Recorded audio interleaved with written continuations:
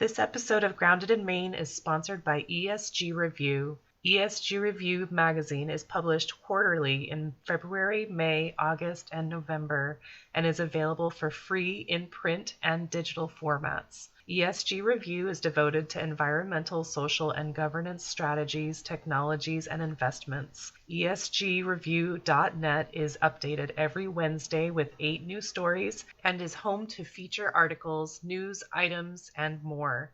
Visit esgreview.net to stay informed and help us spark the collaboration and awareness needed to develop sustainable economies and communities around the world.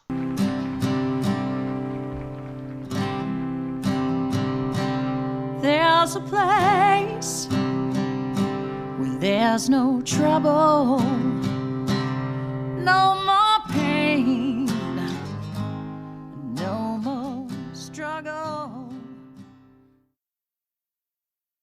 I'm going to just take a second and talk about a podcast that I just started listening to. It is called it's called The Possum Podcast. It is hosted by Aaron Haas, and it is a very interesting new kind of podcast. So I've been listening to a couple of episodes. The one that I just finished was on conspiracy theories, and I'm working on currently weird talent. And it's just a few people that get together and they talk about whatever's on their mind. And they do this, I think you said 5 times a week, which is crazy to me. And I just have so much respect for people that can do a daily podcast and just, pick a subject out of the air and talk about it. I think that is wit that I am just lacking in life. So I'm enjoying the new kind of take on podcasting and world information from the Possum Podcast. Just wanted to say that. I hope you guys have a great day. Enjoy my podcast episode. Hi there. Thank you so much for listening to Grounded in Maine today. My name is Amy. My guest today, her name is Ranya Dube. She is wow. I met her on Facebook, I believe, and we just instantly clicked. She and I are kindred spirits on different sides of the country. I'm in Maine, of course, and she is in Squamish, British Columbia. Her town is about 200 people. She's working really hard to educate and encourage her community to eat more sustainably by eating locally and eating seasonally and eating cleaner, just for health and sustainability, to save on the fuel and the energy, and to support the local farmers. So I apologize that this is, well, I kind of apologize. I apologize it's a little bit of a long episode, but I couldn't get enough. So I hope that you will forgive me, and I hope that you'll enjoy this as much as I did. I'm going to get right to this now. So here is Ranya Dube. Hi, everyone. Thank you so much for listening to Grounded in Maine today. My name is Amy, and today I am joined by Ranya Dube. Ranya, how are you today? I'm awesome. It's so nice to be talking with you. Same. And Ranya lives in British Columbia, and I need to, I was editing what I was planning to say, because I know that you changed your plan a little bit because of COVID. But so right now you are working on the Good Food Place. Yeah. Okay. So how did you get to this point in your life where you are starting sustainability businesses? Like, what were you doing before this? So I've always had this thing for nature because my parents instilled it in me. My dad's the man where you go walk in the woods and who complains about people leaving their garbage in the woods. So it was instilled in me at a very young age. But when I lived, and then I lived in Whistler for a really long time. So again, you're surrounded by people who just go in nature and who live really simply because they're just obsessed with going outside. But then when I moved to London is when I went back to the world of consumerism and just like the modern world. But when the really good thing about when I lived in London is that I worked for an eco fishing label. And that's when I really started to understand a lot of how the world works, how we get the food that we eat, how many hands it goes through, and just how certification works in general. And then when I moved back to Canada, I wanted to start, so I started a company that was like a refillable store, but that delivered the food to people's houses, which is a really crazy thing to try to do. I'm just gonna put it out there.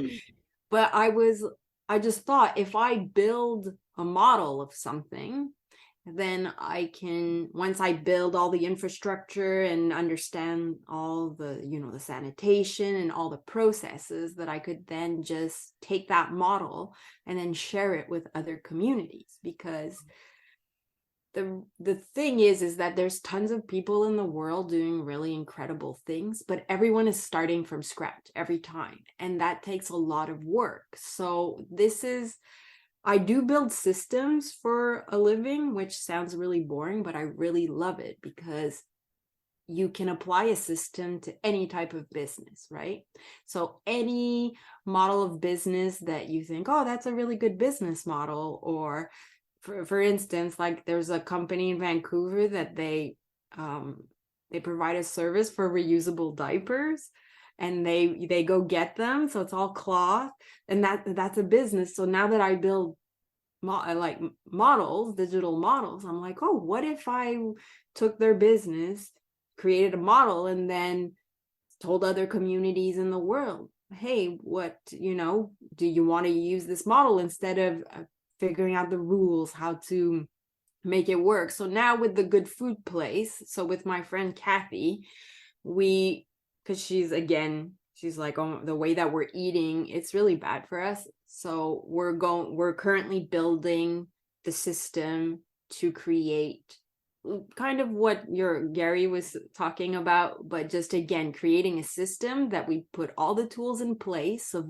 the forms, the website, all the things that you need to create space for farmers and people to just, I don't want to say like take all the big people out of the system, but it's again focusing on people who take care of the soil and who want to grow things properly, basically. Right. Absolutely. Yeah, and I do love, and it's the thing about Gary's business and a lot of the businesses that I'm working with is that it's community based. Yeah. Like the community is all part of it. Gary likes to say that his producers that he sells at his store are like with it, it used to be within 10 miles. Yeah, his is crazy how good he is. Yeah. So cool. Yeah. So he has a map and he's put little pinpoints where everyone is. Because you guys have a bigger population in the States, so in Canada, so that's, you guys you can create spaces because you have so many more people in a small area. But when he said how close everything comes to, imagine. And because another thing that he pointed out that was really an eye-opener is that a lot of the food that we consume, it actually ripens on the truck to us. So I've listened to a lot of podcasts about farming, but the younger generation, they're growing up eating foods that have no nutrition in them. So eventually, like we're starting to see it now because there's so many autoimmune diseases and people don't even know why they're sick. And it's the stress, the food, the environment that we've created that we live in. But it's again, I'm just really interested in, well, first of all, educating people, because people think, oh, I'm eating a vegetable, it must be good. But you're like, no, there's no nutrition. Yeah, and it's covered in pesticides. And so it's again creating a system that has the education piece, that has the piece of helping the farmers, because being a farmer in the modern world is, I don't know how they do it, but it's again, they also have to deal with people who are, they either sell all the food to someone super cheap, and it's again, so I'm interested in building something that supports the people that feed us, but also making people understand how much work goes into it and why it's important to support those people. So yeah. Right. I mean, like you said, the education is so important. Oh yeah. And I mean, even in Maine, like we have so many farmers, and we are, it's a lot of the state is very close knit, but I've been hearing reports of like, I think that in our state we only consume about 5% of what is Yeah, grown yeah. here, Yeah, which yeah. is it's just crazy pants. Like, Well, yeah, because in Canada, the food on average travels 7,000 kilometers to get to us, and then we waste 40% of it. So that's the other piece that people don't understand, is we're wasting, because there's so much information out there where people, oh, there's not enough food and this is why we have to grow these on these huge monocrop farms, but we're actually wasting 40% of it after it's traveled all of that to get to us. So yeah, there's a big piece about with my friend Kathy, that's what we've realized is people don't know how to cook anymore, and they have no clue what they should be buying, because we've been eating ready-made preservative filled food for so long that we're just used to like buying something that's frozen and throwing it in the oven. But at the end of the day, if you do that for a long enough period of time, I guarantee you're going to develop allergies. And that's the other thing also, because we don't eat food that's grown close to us. It doesn't have the bacteria that our microbiome needs to not be allergic. That's why there's so many allergies that people, but it's because all the food that we eat doesn't have what we need to actually be resistant to when spring comes, all the hay fever and all that stuff. So it's really interesting to see, because again, like just from a financial point of view, then what, because in Canada our healthcare, we get the free healthcare, but it puts a lot of pressure on like hospitals to right. all the medication that people need to counterbalance all these things. So it's again, I'm just so interested in thinking, how do we create a place in communities, because it has to come from communities. So I don't, because you said like you grew up in the 80s, and so did I, but I don't know if you remember in the 80s, my mom would invite the neighbors over and we would cook big batches of food, and we would split all the food and then we would freeze it. And it was the same with canning and all these things, but now we don't do those things anymore. And I remember when I was listening to Gary talk, I thought also, if there's a way that to preserve all that local food all year round, so we can eat local all year round instead of shipping food from the other side of the world. And I'm just going to say one more thing. When I did have my company, the food business, one of the major things that I would do was just buy goods that came from North America, at least. So people would always ask me, why don't you have black beans? I'd be like, well, the ones that I have access to come from Asia. And in the United States and in Canada, we grow enough beans and lentils that I choose to not, like, if it's not close, if I can't find it close to us, fine, I'll bring it from somewhere else. But so it's also those things, like when we make our choices. Today I bought oranges. I usually do not, I try to eat just local fruit that I freeze, but just because with everything that's going around. But I go to a place and I'm privileged enough to pay more money, but I make sure that the oranges that I buy are American oranges. And I know it seems like a stupid, silly little thing, But if everyone took the time, people who can afford it, because I realize this is I'm very privileged, but if everyone started looking at where are my oranges from? If I can buy South African oranges, or I can buy oranges from Florida. So I'm going to choose the oranges that come from Florida. And most importantly, I'm not going to waste them, so. Right. I mean, it's such a like a mindset thing, or just being mindful. And I think it's really important, like you said, just think about where that's coming from. Think Yeah. about who grew that, or who sent that, or whatever. I mean, so I have a jam business as well, and I I pick a lot of the berries because to purchase them is really expensive for one, but then like if I'm buying bulk berries, um, like raspberries are coming from Serbia. Yeah. Yeah. Yeah. I mean, I don't know. Maybe that's their peak season and they're just, doing it. But at the same time, like there's so much carbon that is produced, and it's just come so far, and it's just so painful to think about. Yeah.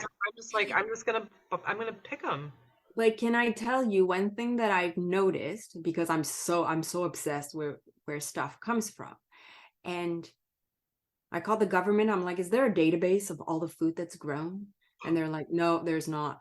So when we go to the grocery store here, if you want to buy garlic, it's all imported from China. But there is garlic everywhere being grown. Right. But the big grocery stores don't want to deal with the little people. So in the system that I'm currently building is starting in spring, we're going to go help all those farmers and then tell people, do you want to buy? And I'm telling you the difference, not that I don't want to diss the stuff that's imported, but when you eat fresh garlic that's grown close to home, it's so potent. Like I'm telling you, when I cook with it, I can't wash it off my hands. It's the quality. And I guarantee you, I've been trying to get sick because I haven't had a cold. I haven't had a cold for 3 years. Okay. And I'm trying to get sick because I'm like, I think I need some like bacteria in my body. But because I eat this local garlic, I haven't gotten sick. But it's so it's the same as you. I'm sure that there's small farmers around you, but the big grocery stores do business with brokers who are the ones buying. And it's the same. When I lived in Quebec, they would bring blueberries from the other side of Canada, which again, it's far. And I was just thought, but there's blueberries everywhere here. But the big grocery stores don't want to bother dealing with the small farmers. And that's another thing with us, where we tell the farmers, how much do you want for your produce? Right. And that's a major thing also. But it's also thinking about different ways of offering. So for instance, I don't buy any stock. I just buy what people need. So, or even with produce, we'll say, what do you have going? And then we put out a call to people saying, okay, we've got like peppers, cucumbers, carrots. We're selling them in 50-pound bags. And then what we do is we show people how to preserve them, or to blanch them, to freeze them. But that's it. It's just people have no clue how to do things anymore because it got lost. Like all that knowledge got lost. And I work with another man called Robert, he knows so much about farming, but he taught his kids too. And his kids have a vegetable stand. And this summer, 14 and 12 years old, and now those kids, they understand, like, don't waste the food. It's hard to grow the food, but they're also learning business skills. Everyone in the community knows them. And at the end of the season, their whole family cans, pickles, beets, just everything. And when I want to know something about how to preserve something, I speak to Robert's wife, and she's like, oh yeah, your garlic, if you blanch it in boiling water for 10 seconds, let it cool down, you freeze it, you'll have garlic all winter long. And you're like, oh, it's really, That's but so you know, it, easy. Yeah. yeah, but it's again, once we've created all of, because what I do is like all the workshop materials, and once it's been created, then I want to take all of this system with the forms, the volunteer forms, because again, people need to participate. And we have a big gardening society here where that man, he gives tomato plants. Everyone, you should see, there is so much gardening happening this summer, and the schools have started. They've built huge gardens in the back of the schools, and they're showing children how to grow food. Fantastic. Yeah. Because again, if you haven't grown food, I guarantee you will let it go to waste. But what, like, I remember my sister, she grew a cauliflower, and she's like, I had to work so hard to grow that cauliflower that I'm So never. hard. Like those Yeah. Oh kids are no, it's they're not gonna amazing. be hungry because they're gonna know how to grow. No, and they just also like eating vegetables. You know, when I was little, I'd be like, no, don't want any of that. But they're just, because they grow it, they're like, oh yeah, I'm gonna eat some vegetables. And in our community, the kids are pretty smart. I'm always amazed to, like, the schools do a really good job in making them, because again, we have so much wildlife, and so like in Squamish, it's about an hour north from Vancouver, but we have it all. We have a big bear population, cougars, coyotes, wolves, the salmon run, seal, like every animal you can think of. We have it. Beavers, raccoons, skunks, seen it all. I've seen everything but killer whales, but they actually come in the sound, the killer whales. So it's again when, because lots of people, you probably saw the mother orca that she carried her baby for. That's the pod, and my local pod. So like we're really aware when the salmon runs aren't good, it really affects Everything. everyone. Right. Yeah. Salmon it's a keystone species, so if they're not there, the whole chain suffers. And they put nitrogen, they are responsible for putting the nitrogen into the soil so the trees grow. And nature is so awesome. We need to get everyone realizing like, oh, it's so cool, you know? Right. Right. I mean, Yeah. that's a tricky subject in my mind. Like we have been so spoiled. We've been, a society of excess, and we have it all. Let's just use it all, and let's collect it all, and let's, we're so busy, so we're just going to eat, fast food or whatever. And maybe it'll catch up or maybe it won't, who knows. But to change people's mindset to, try growing something, or try, that was the whole purpose of the podcast, is that it seems so unattainable, sustainability, but it's just I want It's people to so see that it doable. doesn't have to be this big grand gesture. It can Yeah. be All the little recycling actions. Yeah. or composting or something. Yeah. And if you want to go all out, go for it. But And because again, I've spoken so much about this, but I just tell people, do an audit, do an audit of what you do every day. So, and then tell yourself, okay, my household makes 2 bags of garbage every month. So how many houses are on my street? So like 100 houses. Okay, well, that's how many bags of garbage. How many streets are in your town?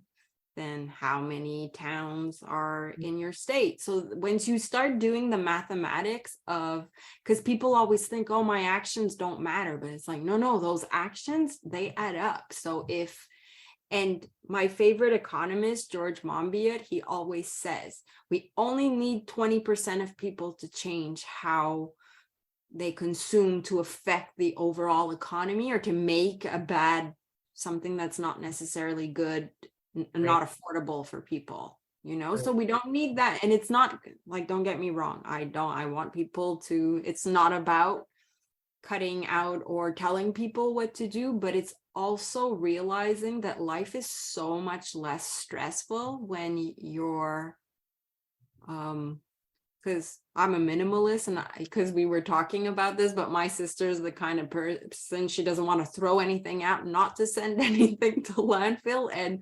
But now, because when I left England to move back here, I downsized, and now nothing comes into my house, so, and it's again, I see people having to work so hard to buy things, and I just say, well, you had to work 2 hours to buy that, and how long are you going to use it? It feels really good the first day and a half that you have it, but then it just ends up getting pushed aside, and that's just another thing that and it's making people realize life is about relaxing. Like the modern world, that was the whole point of all this technology and stuff, but no one relaxes because we're so busy. We're busy being busy, you know what I mean? So it's, again, I just think in my community, the people who do get it, that's it. They're tending to their gardens, and they're going outside, and they're enjoying life instead of being in this the loop of consumerism. When I lived in London, I was stuck inside it. Like every day I had anxiety for oh my gosh, I have to go shopping.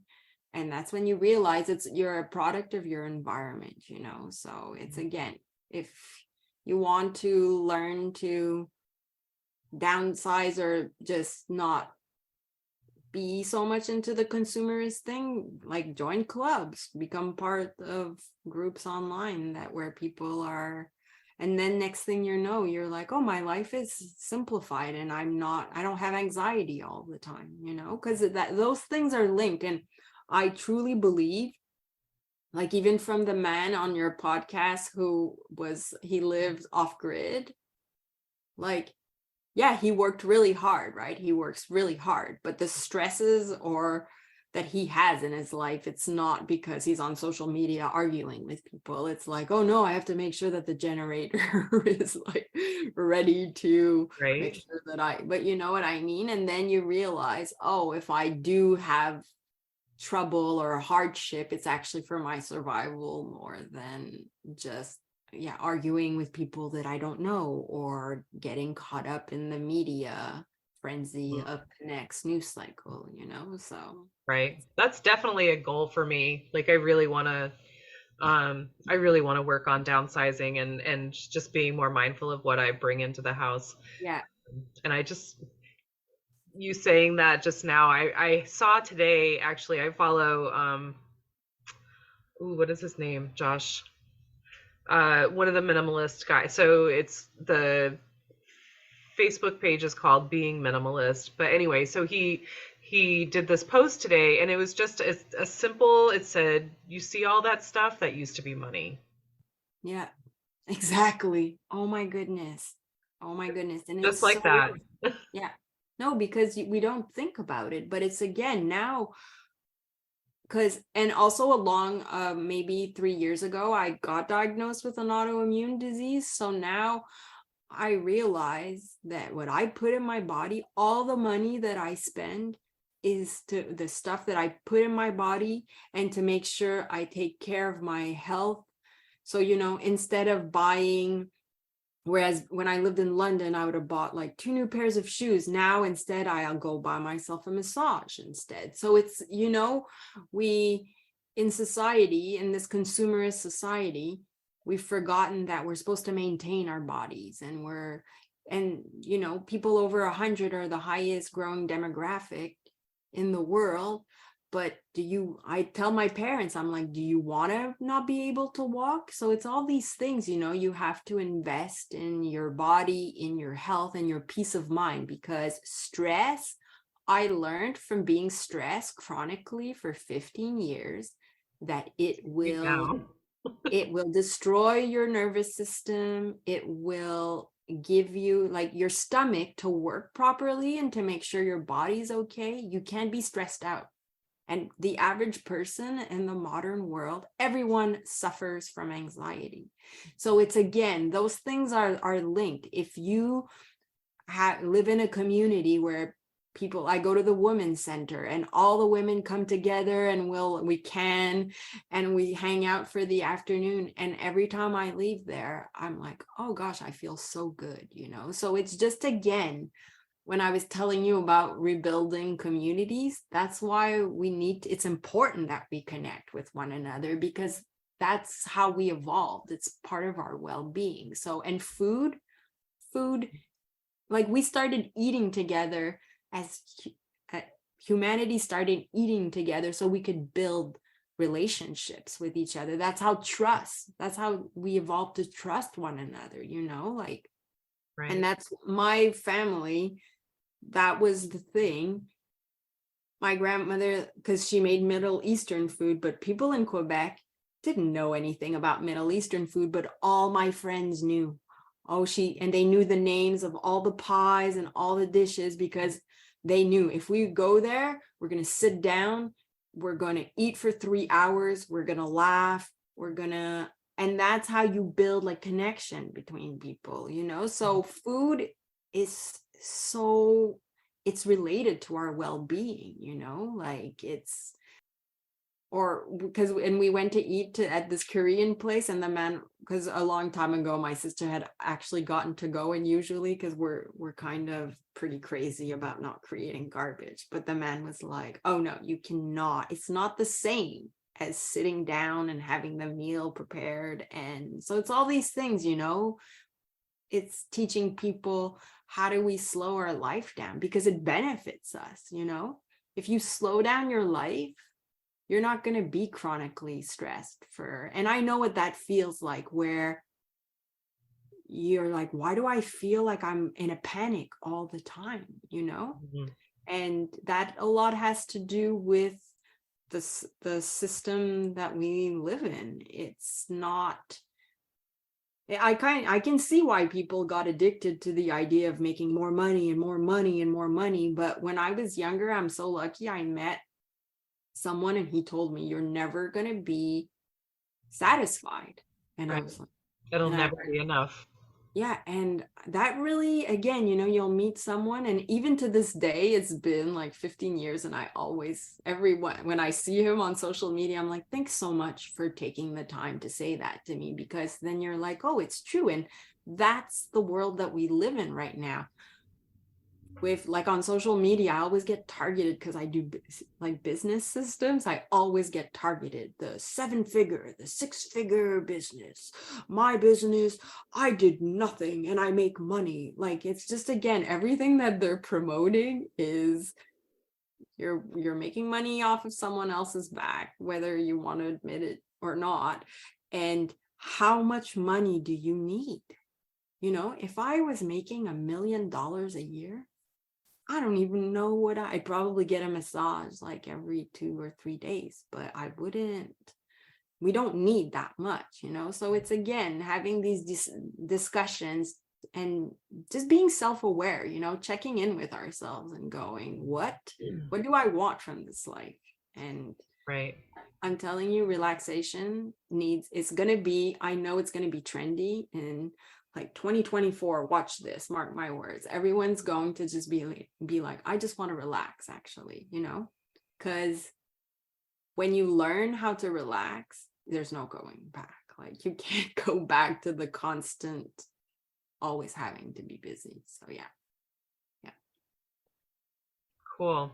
Oh my gosh, it's so true. I mean, it's just so true. But I mean, $1 million, like, what are you gonna, if you're growing your own food for health, what do you need all the money for? No, don't.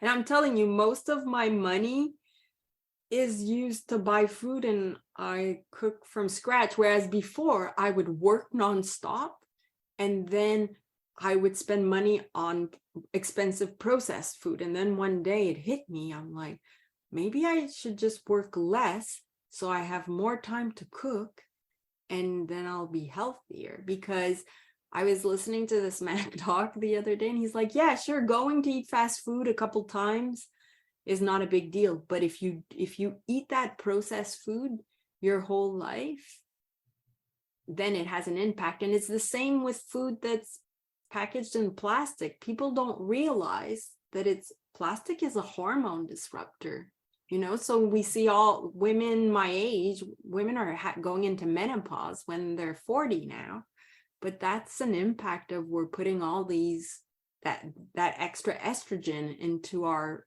system, and that's not how this is the first time in history that this is happening. So it has a lot to do, like having plastic in our blood is not a normal thing, so it's, again, I'm pretty, like, when my food, I make my peanut butter, it's pretty crazy. I know I'm taking it too far, but in the spring, I want to say, let's get together and make big batches of stuff, because I want to show people. It's like every 2 months I make like sesame butter and peanut butter, and then I make granola bars, and you freeze it. It's all about planning. So that's what my friend Kathy and we want to show people, is create a system for all the year what you have to do to basically, because you can make granola bars and freeze them, and then you pull them out instead, because if you're making it every day, there's no one that's capable of doing that. But if you plan, well, and do it as a group, because then you're communicating with other people, you're getting that feedback, you're getting that energy from other people, and you don't have to do it all yourself. I know, because I canned some tomatoes with my sister. We canned 100 pounds of tomatoes. And she said to me, she's like, oh my gosh. I'm like, yeah, this is an 8-person activity. Basically. It's a big project. Yeah. And that's what I had said that in one of my episodes with my friend Danielle. Like, I can do it. I can can tomatoes. It's not hard. But boy, when you got to peel all those tomatoes and you've got to blanch them, and like, it's just such a process. And if you have someone else, one, the time goes quicker, but two, oh, it's fun with other people. It's so fun. Yeah. And then you can share. Like, it's just, I think that the community part of it is just so important to get other people involved. I mean, literally, Ranya, my end goal is to like create my own community of people that can, like, I can support and who can support me. Yeah. But so I'm just going to say, so if you put anything in place, right? So it's, again, like a volunteer system or any tool that you put in place, let me know, because that's the whole point, is I want to bring all these tools together. And I use software. Basically, I use different types of software, and then I program it. And then what I do, you generate a link, and then I can share it with someone, and then they open it up. And when I create little guides that are like, welcome to my little guide. And then I explain everything in the guide. And instead of rebuilding it, everyone is starting from scratch all the time. And that's why, because we live in a world where everything is competition instead of collaboration. Yes. But people see it as a threat. But I'm like, how about we just try to build a world where people if you want to work, you're taken care of, basically. We live in a world that even where I live, you can work 40 hours a week and not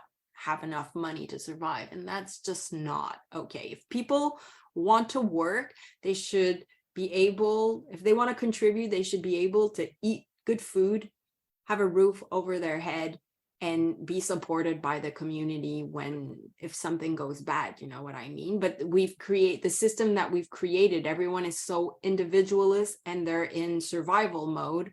So we've lost, and that it's, again, I'm telling you, rebuilding communities is the foundation of everything changing. And again, through technology, in my little woo-woo mind where I'm like, oh, everything's possible, I'm like, what if we connected all the communities of the world? That's what I truly believe that's what the internet was made That's for. the purpose. Yeah. But we're just not using it right. No, that's it, because it's a really good tool. But it's, again, and I really believe there's a shift happening right now where there's so many, like you said, things are polarized. We can't hide from this, but I feel that from the fact that things are so polarized, what it's doing is that it's making people fed up with all the polarization, and it's people just are going to want peace and quiet soon. So that's what we're working our way towards. And I really actually I can see it before my eyes, where my friends and people around me, they're like, no, I want to put positive things on the internet, and I want to see people doing good things, because there are so many people doing so many good things, but you just have to look in the right places, so It's true. yeah, there It's is. true. And I think that, I mean, I think I've said it before, but like, I think that COVID had some Oh yeah, really good points. Like yeah, slowing down and, not the isolation, but just people, the shortages of products, people had to make do, people had to make their yeah, own. And I know yeah, that there were a lot of people that were gardening and people that were canning. And I think that, there were definitely good things about that. And hopefully people will stick with that. There were also a lot of pet adoptions that were yeah, abandoned.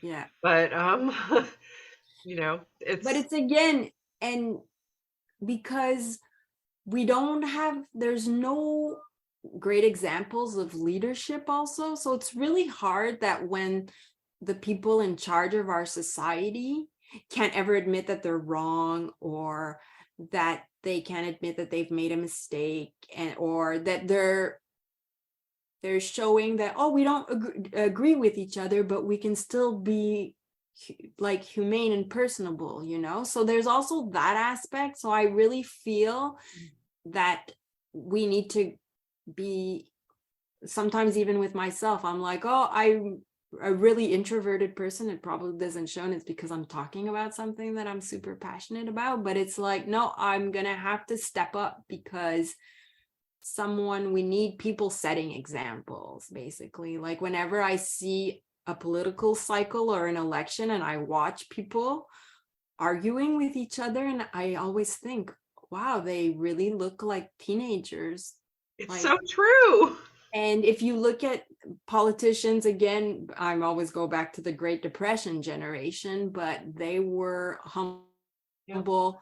It's this, we in the modern world, it's the extrovert, like the really over the top extrovert has become the go-to, the success, the person who's telling us how much money they make. And it's like, are you a good person? What do you do? What do Mhm. you do in your community? You know what I mean?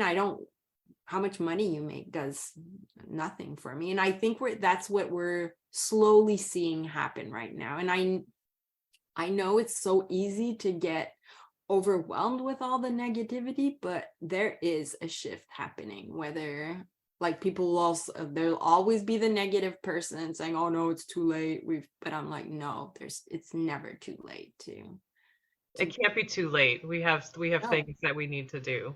Oh yeah, for Mm, sure. I There's know. like, and we have the tools, like the internet is such a great tool, like that's how I would never have known of you if it wasn't for the internet. Right. And that's why, and just from hearing Gary and what he's doing, and I'm like, oh, I want to speak to him to see like how does he do it to make everything come from the 10-mile radius, because that's like really impressive.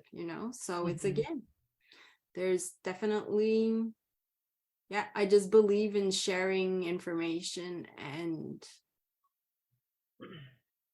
yeah, if you're doing something good, I want to hear about it, because we need to get it out to other people so they can do something good too, like, yeah, Absolutely. And so you've mentioned Kathy a couple of times. Is she a yeah, business partner or a yeah. friend? So I do good food, because Kathy, it all started because she's obsessed with eating and cooking as well. And that was so because she used to make a vegan mayo, and that's how we got to know each other. But then one day she told me, she's like, all those kids, she's like, good food has to be for everyone.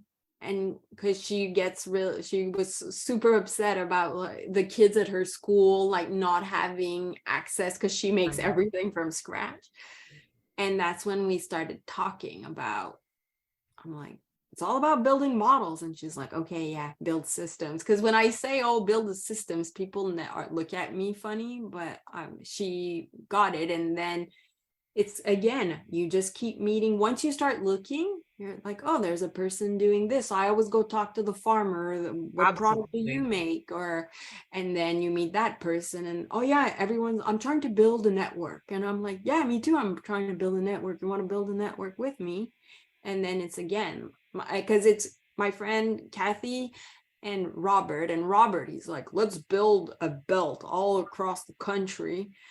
That's it, to just build all these little networks to support the farmers, because it all goes back to supporting farmers that take care of the soil, because a lot of the current monocrop farming, they're destroying the soil, and that's why there's no nutrition in our food, because if we're putting oil-based fertilizers, they put oil-based fertilizers in the food that we're eating. So that can't be a good thing, right? I know, like, I've heard a lot of farmers say, oh yeah, when I was doing it, I was like, this can't be good.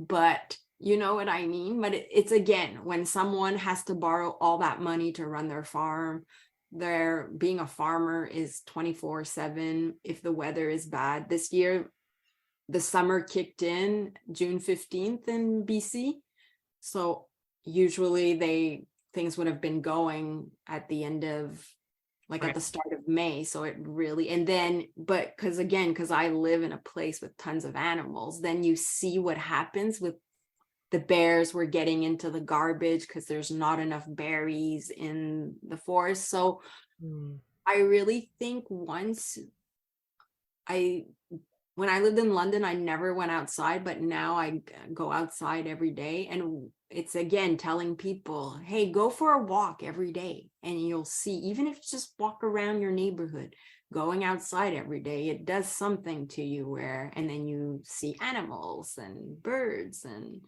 but you know what I mean? But it's something that each person, to become aware, you need to take the time and put the effort into it. All goes back down to taking care of ourselves, because if everyone wants to take care of themselves, then they realize that, oh, I need to spend money on food. Okay, well, good food at the moment, good food costs a lot of money, but it creates a cycle. And the more people who support the good food makers, then it makes it something that's accessible. But it creates a cycle, just like the terrible cycle that we've been in.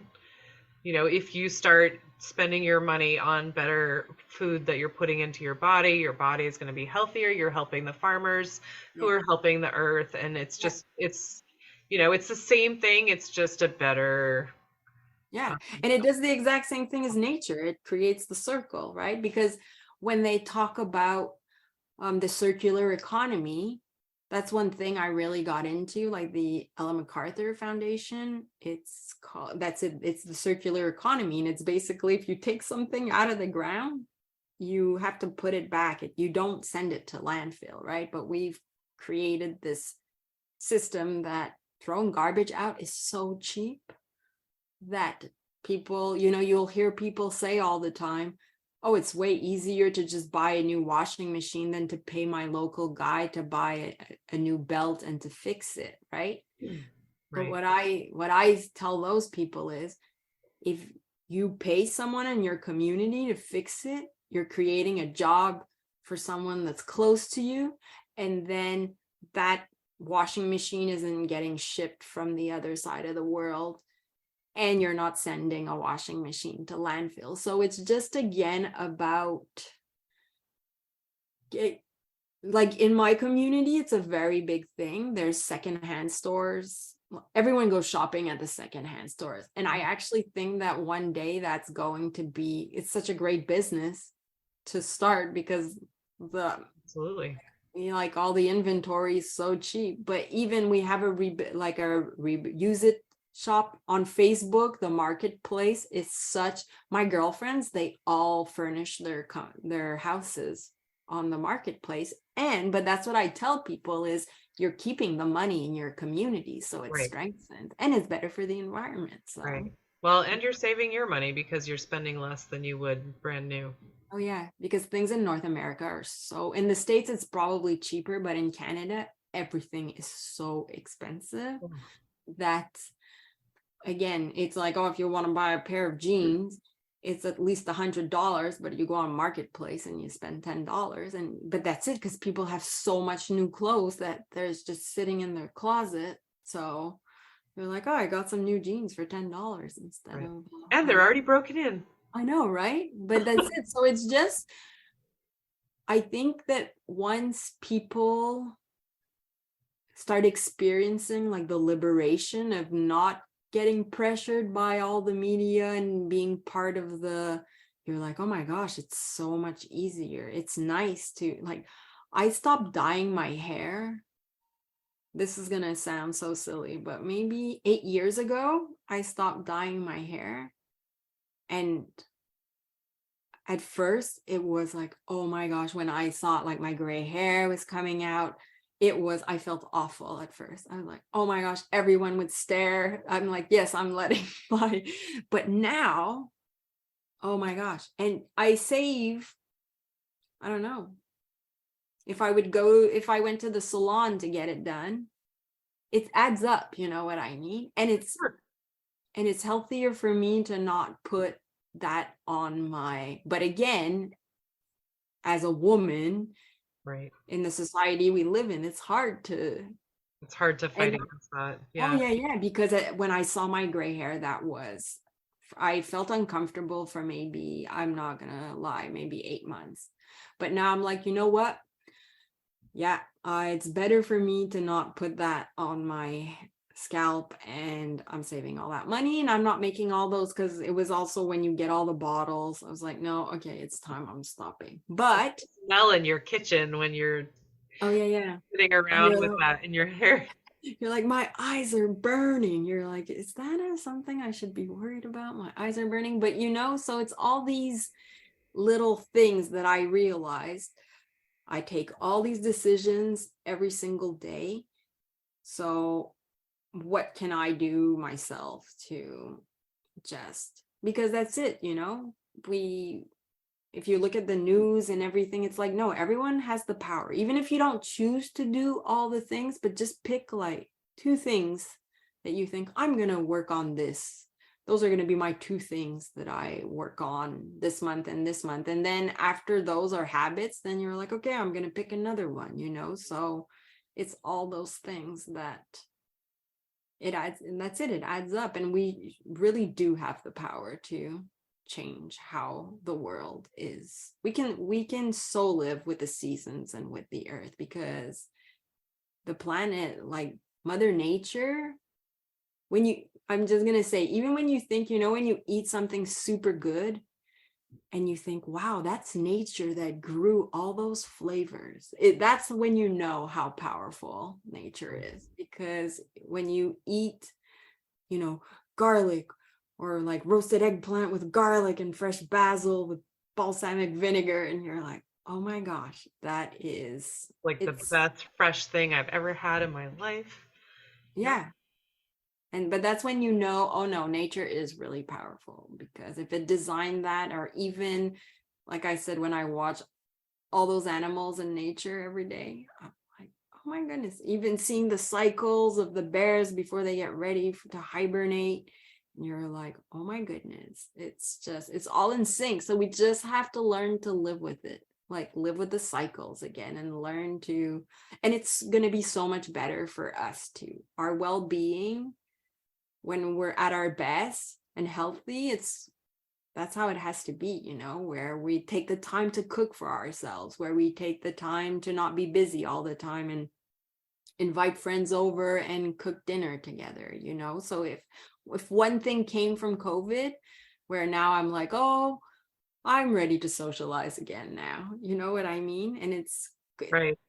Yeah, on the weekend, making potluck, everyone brings some food over and listening to some music, and like my friends, we puzzle. It's like we do puzzles, but we've just forgotten what's actually really important in life. It's just all those little like things that we see as mundane moments. Those are the moments that make life feel full, you know? So, and Absolutely. again, yeah, it all revolves around food at the end also. Like food is the foundation 100%. for all of it. Awesome. So, um, with the good food place, what excites you most about that? I know you've talked about so many things, but what is the thing that you're just like, I cannot wait. I'm so excited to get this going and I'm just excited, one, to feed people, because like when you see someone eat something healthy and they realize that it actually tastes good, because a lot of people think, oh, if it's healthy it can't be good, but that's so wrong. So one thing I'm always love is when people go, oh my gosh, this is so good.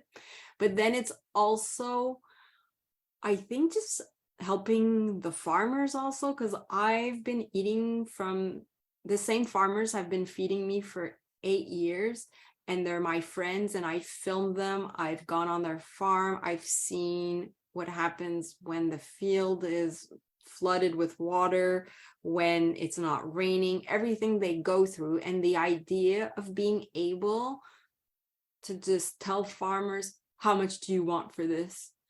And they're like, this much. I'm like, okay. And then bringing that food to all the people and helping the farmers, and just again creating the sense of community.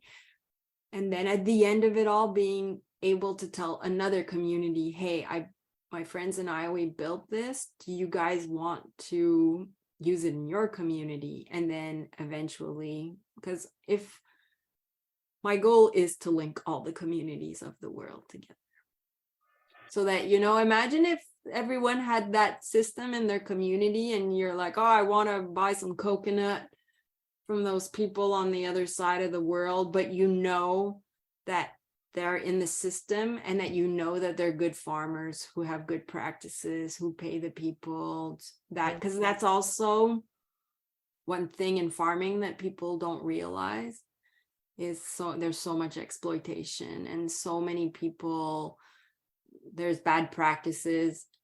And some people, it's not necessarily because they know that they're doing something bad, but I think there's also people who just think, oh, I'm the strongest, I got the most money, I got the power, so I'm just going to do whatever. Which is, again, it's just part of, it's the system. That's what, like, I don't even blame the people doing it, because it's what we're told that we should want to be, you know? Like, oh, I should aspire to just be totally rich and have as much money as possible. And if you have that frame of mind, you're going to be making lots of choices that impact the planet and the people who work for you. So right. I blame more the system than the people who are making those choices, because Well, we don't have, like, right. we don't have good leadership, so there's no one modeling good behavior. So that's what everyone thinks is the goal in life, is to just accumulate as much wealth as possible, you know? So Yeah. yeah. Well, we'll start a movement. We're gonna Oh do. no, it's happening. That's why I'm like, oh, now I've spoken to you, so now, because once I put the tools, like, we're going to have the gardening set up in May. So again, I can share that with you. Be like, oh, just so you know, this is the little template that we give people on how to start their garden. Because I don't know if you've ever seen, but in Geneva, they have a gardening movement, and everyone in the city, they all they trade food. And I have this, and we have this in Squamish, where on the Facebook page, people are like, oh my gosh, I have too many tomatoes, or I have too many peppers, who wants to swap? And people just swap food. Yeah. And then what happens is people see it, and then the following year they're like, oh yeah, I really want to get into the garden thing. And it's, again, for instance, I don't have very much sun, so I'm super good to grow herbs. So I can grow tons of herbs.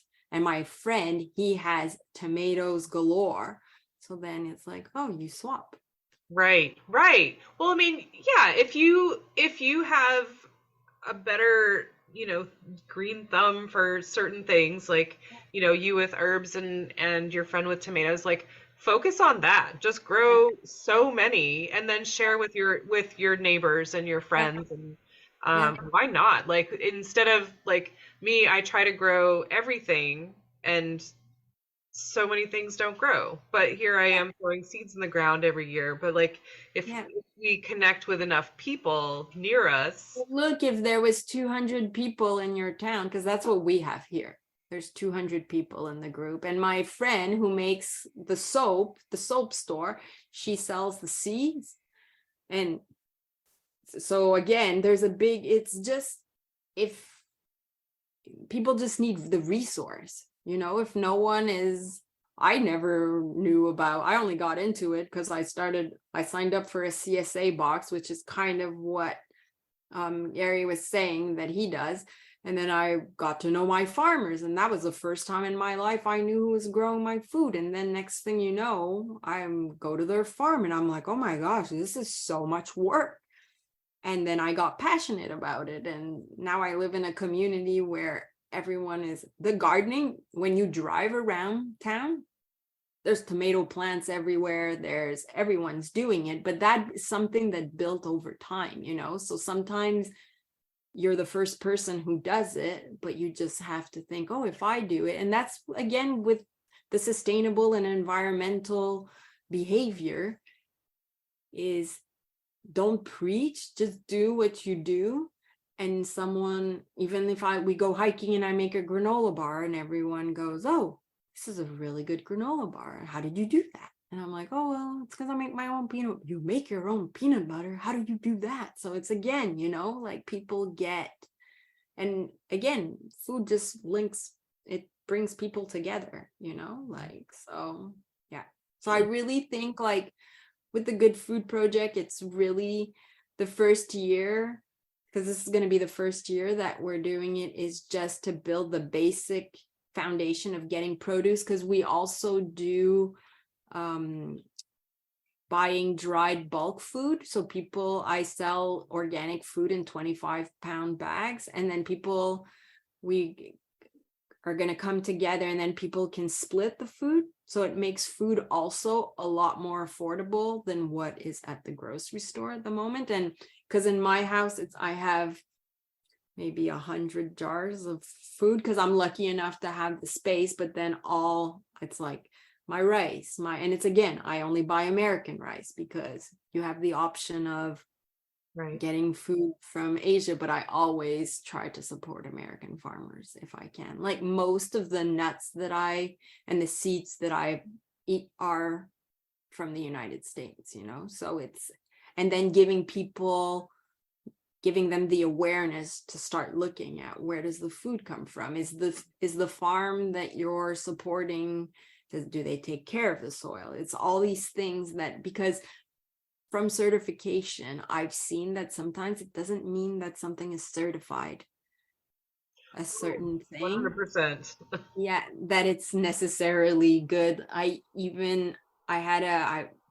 guy, when I worked at the certification board that's sat beside me, he worked for another, like a fair trade kind of thing. And he told me, he's like, oh no, there's clause that if they don't have something that's like ingredients that are good, that they can shove anything in the bag, because they're like, oh no, but that's it. So people can't know those things, right? That's why I buy my ingredients from a company in Vancouver, so I can go inside and meet the people who are bringing the food into the country, and I can see how it's being packaged. But you can't know those things if you're buying stuff from people that are far away from you. So that's what you have to be. And that's what I learned from when I did local goods company at first. The first food business was a certification label can only truly be on the local level. That's one thing that I learned. You need to be able to go see with your eyes or speak to the person who is going far. That's the only way that you can possibly know. Wow, that's intense. Yeah. Like that's a big responsibility. Yeah. But it's again, that's why I just want to build a system, because if I put the system in place, my friend Robert, when he goes to see the farmers outside of Vancouver, he asks them, what are you feeding them? What are you feeding? What are you putting into the soil? Like he's like, oh, I buy my peppers from those people because I know that that's what. But and there's tons of people that have that knowledge, but again, everyone is dispersed. No one is working together, because even the farmers are competing against each other. And I'm like, no, we should just be supporting all of the farmers so that they don't have to worry about those things. But it's again changing the mindset from competition to collaboration. Right. Yeah. That's so key. I mean, I wrote that down because I was like, man, that's really good. Yeah, we have to stop Pushing that seeing each other as competition. competition, because we're actually we're gonna basically go extinct, whether people believe it or not. Right. But trust me, that's what's going to happen if we don't go back to collaboration is why we survive through time. So we need to just realize that we don't have to struggle anymore. We're still in the same mindset of the struggle, but we don't have to anymore. So it's time to change how we see how our existence, it's like, oh no, we don't have to, not everything, there's enough business for everyone to go around, and if everyone is just, like I said, gets into the mindset of, I just want to do business so that I can relax, instead of because I want to buy 6 houses and 5 fancy cars, then if everyone will go into the mindset of, oh my gosh, relaxing is so much easier than trying to accumulate a bunch of stuff, So, and I truly believe that that's going to become the norm. It really, it is. Whether people, I know everyone loves to be negative, but I have faith in people, because I even saw it in myself. Like when I left London and I was into shopping mode and buying so much clothes, I went back to my original self. That's just so like buying less stuff is just so much easier, So yeah, the Right. best for everyone. Yeah. Easier if the community, I mean, you were just conforming to the community, the society that you were in. Yeah. The commercialism and such. And then when you came back, you were in this society, I guess. Yeah. We just need to create that the society that needs each other, that Yeah. helps each other. And it's also, because like people always, like women always tell me, oh, you have nice skin or whatever. And not like that I want, but it's like, oh, I've never worn makeup in my entire life. And so I haven't clogged my pores with all that stuff. But it's all these things. When I read this book called Ecoholics, and when I moved back here, I read that, and she says like the average woman puts 140 synthetic chemicals on their body every day.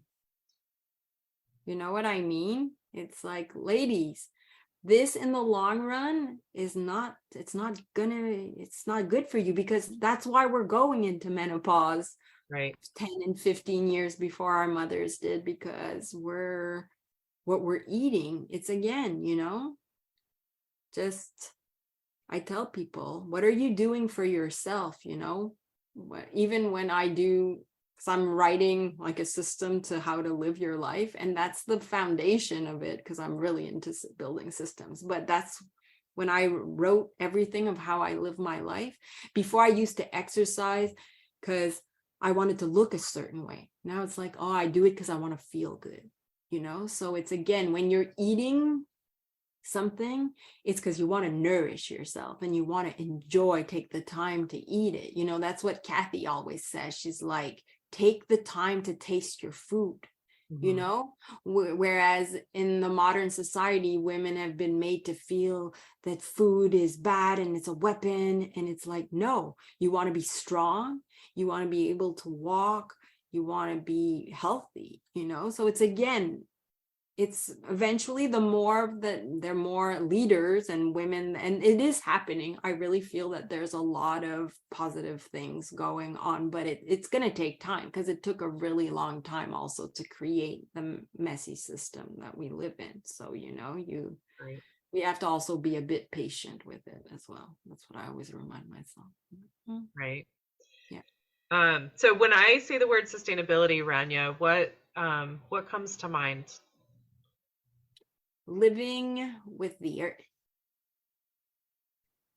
If we take something out of the soil or out of the woods, or not wasting it, making sure that,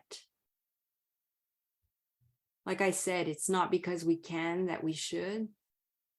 And I think that that's a really key component, where you're like, oh, I could do this, but what if, like, everyone in my town does it? What does that look like?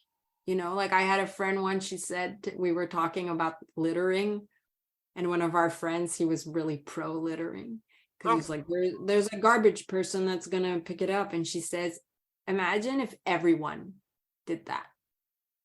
What does it look like?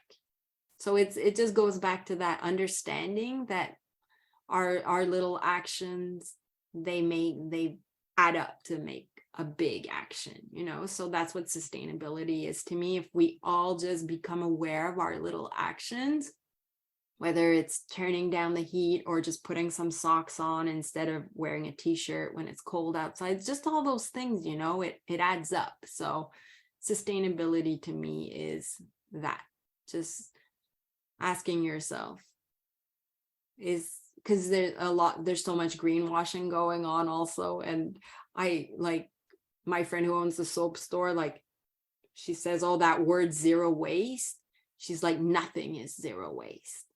And that we say zero waste, it makes people realize, doesn't make them realize that there's actually an impact to buying that bamboo toothbrush or whatever. So it's just, again, becoming, I think sustainability is just being aware of the actions that you take, and asking yourself, do I really need it?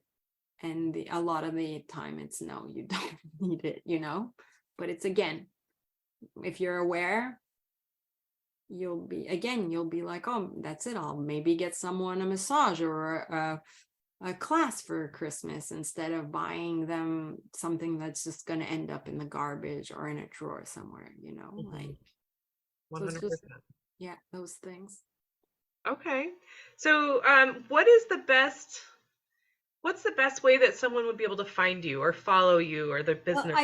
I think on Instagram it is, because, so at the moment we're just planning, so we're going to go into planning mode, because, like I said, I want to plan canning workshops for all my community, so we're going into planning mode. But it's, again, so Local Goods Company is my company that builds the actual framework and the systems, and the Good Food Place is the company that is building, that I'm working with and that I'm part of, to build the actual food model.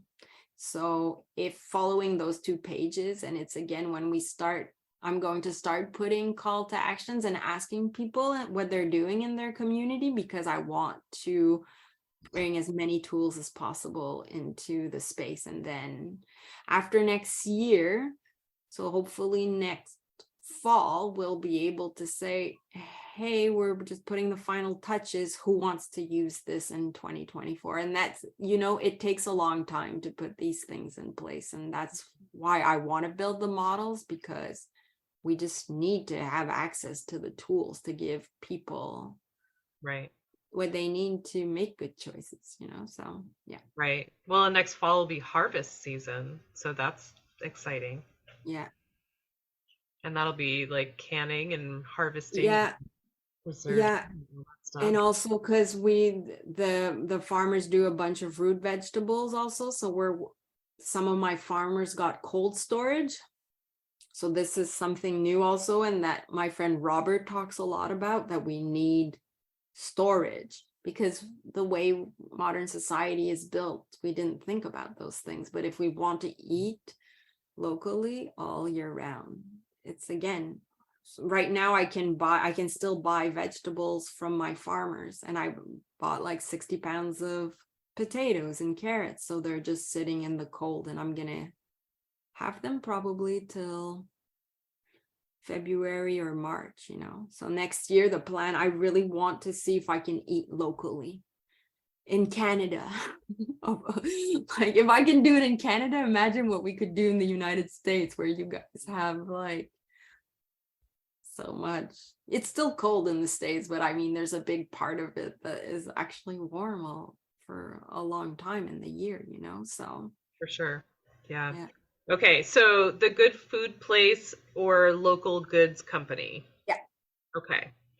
All right. And I'll be putting that in the show notes as well. So gosh, this has been so amazing.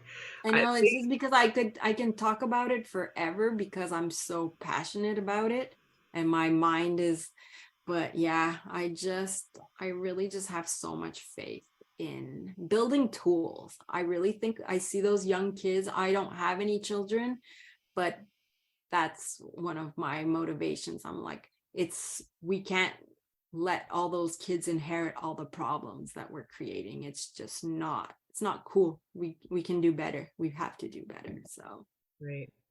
yeah. Right. Yeah, teach them gardening, teach them the skills that they'll need, and teach them to appreciate Yeah. earth. Yeah, Yeah, that's it. absolutely. And nature and all the cool animals. Like I was watching eagles fighting for fish yesterday, and I was like, oh my gosh, it's like David Attenborough, like National Geographic, you know? So when you see it that close, you're like, oh no, there's no way that we can't. That's why when the choices that I make, I always think about the wildlife that I see. You know, there is in my yard this summer, there was a mom bear with her 3 cubs, and that's when you know they need to have food to stay out of trouble, you know? So Mm. it's all these things. I just tell people, go outside.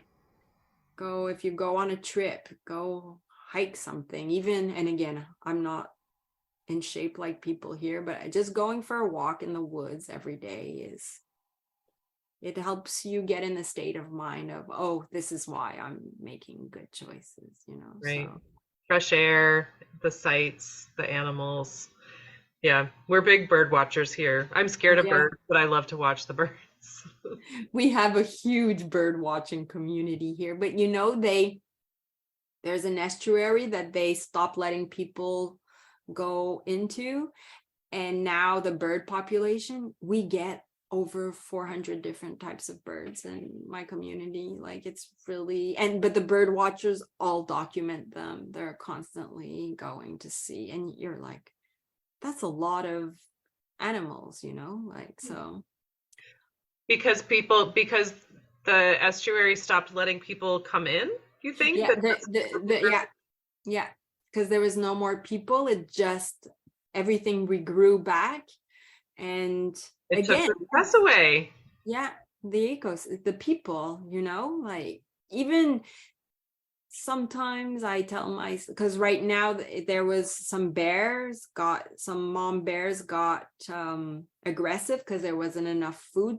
So the municipality closed the trails off so that people don't go. But it's just like the etiquette of people when they go camping. When we go walking in the woods, we bring bags and we pick up the garbage, and I'm just like, you know, but it's an education piece. If you're not taught this at school, if it's the behavior is not modeled in society, then you know what I mean. If our Right. politicians are not, and it's our choices, and I know that it's gonna change, you know, I understand that maybe some of the older generation, not all of the older generation, they're like, oh, just, you know, but it's like, no, that's not there is a consequence, whether people want to admit it or not. You can't take so much stuff out of the wild and expect, or even dump chemicals into the water or put plastic into the water and not expect that it's going to change. If you're putting hormones into the water, into our bodies, it's changing our bodies. So it's, again, like just becoming aware of it is the biggest. Like I said, do an audit. Mm-hmm. See what you do every day. Wow. That's big. I mean, it doesn't sound like a big thing, but if you think about it that way, like if I'm the only one doing it, that's one thing, but what are they doing down the street, and how many people are on my street, and how many people are in my town, and is everyone doing it like this? And some people might have more trash, or whatever. But it's, again, and I still think that, anyways, in the Vancouver area, there's lots of these businesses starting, but I truly feel that when we build this, because even buying ingredients in the bags and separating them ourselves, it's just so much less plastic and so much less. And if people are thinking, I'm going to use everything that's in my cupboard, because it's so easy to just keep buying stuff. And then you're like, oh, all these herbs are expired. But when you think those travel, like I said, they travel 7,000 kilometers, or I don't know how many miles that is, but you know what I mean? If everyone is doing that, then that adds up. And that's the key piece, is that our individual actions matter. Like, at the end of the day, whether people want to admit it, even with my friend who makes the soap, she's like, people come into the store and they're like, palm oil. She's like, all the other oils are just as bad. She's like, that's a greenwashing thing. She's like, how many products do you have sitting in your cupboard at home that you're not using, and you're buying more from me? That's what she tells people. She won't even sell things in bulk, because she's like, I don't want it to get wasted, because all that coconut oil, all the oils, it's a lot of, when you think it has to get shipped, then it gets transformed, then they ship the transformed thing to a manufacturer, then that manufacturer packages it, then they send it, you know what I mean? It adds up. So again, even if there's one takeaway from all of this, I would tell people, use what you have in your house. Before buying more shampoo, open the drawers and use everything before. Even the same with the fridge. Open the fridge, make sure that, don't buy, I remember we used to buy 3 different types of mustard and we'd open them all. Now we buy one, we use it all, and then we buy another one. So because you just end up, when you clean out the fridge, how much stuff is expired? Right. So much. And if every household has 8 bottles of sauce that's expired, how many bottles of sauce is that? It's a lot. Right. So we have to think exponentially, mathematics. I'm a big fan of math, because that's the actions, they make up a big action, so we hold power. Wow. Well, so thank you so much, Ranya, for sharing your wisdom and your passion. I'm so inspired. I am so inspired. You've totally jazzed me. I love your website, and I love I love your outlook. I wish I was closer so that I could come visit. No, and you're going to see it when I go to the East Coast, because that's it. Now we can cross the border. But I'm telling you, because now that I want to go meet Gary, I'll be like, hey, Gary, I'm building the system. Do you want to apply? Because I want to hear I'm going to eventually get in touch with him. Because I want to sit down and talk with him and go, cool. You know what I mean? So yeah, you're going to see me. You'll see me. Okay, cool. All right. Well, thank you again so much for your time. It was such a pleasure. And we'll talk again soon. Yeah. Take care. Bye. Bye. I just want to take a moment and thank my guest today. I'm so grateful for the time that was shared with me.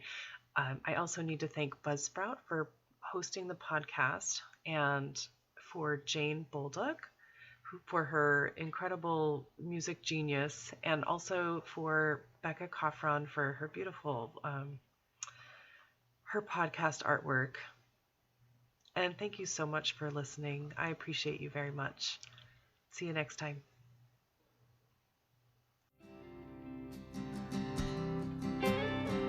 There'll come a day, my mama told me, when I find love to have and hold me, a heart that's strong and so sincere.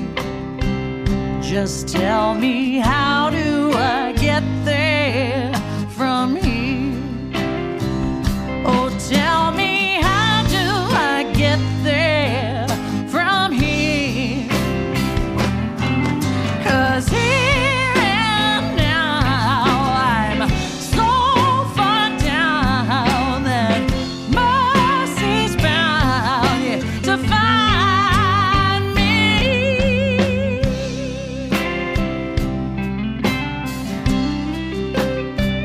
We'll find a way to soothe the sickness. We'll heal the hate with sweet forgiveness. Wages of war will disappear. Just tell me, how do I get there from here? I wonder, how do I get there from here? Yeah, 'cause here and now I'm so far down that mercy's bound to find me.